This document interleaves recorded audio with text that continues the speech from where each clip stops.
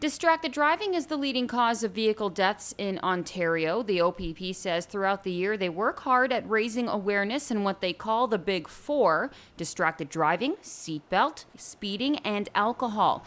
Huntsville Constable Linda Cranny says in 2016 there were 65 distracted driving related deaths, which makes it the largest out of the Big Four. Well, I was actually surprised to see that again, with all the media that we've been doing over the years on distracted driving, on the items that have been put out there with the crashes and all that sort of stuff that have just been as a result of distracted driving. We thought would think that it would be decreasing, but it's still too high.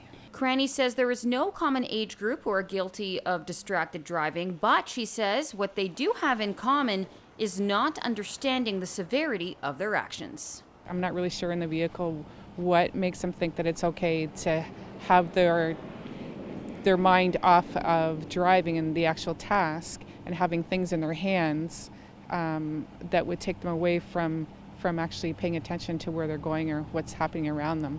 So distracted driving also entails any device that's in your hand, but also is a screen that's in front of you. So for instance, your GPS, that sort of stuff that takes your eyes away from driving.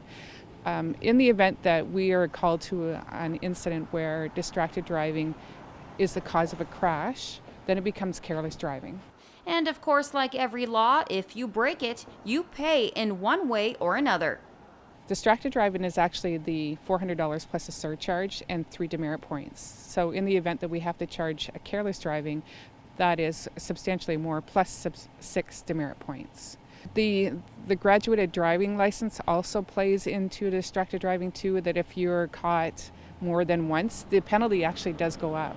So, whether it's a 60-day driving suspension or 90-day driving suspension. So everybody that is involved with the driving components of people on the highways right now realize that distracted driving is such a huge issue, and that's why they are mandating these tougher penalties.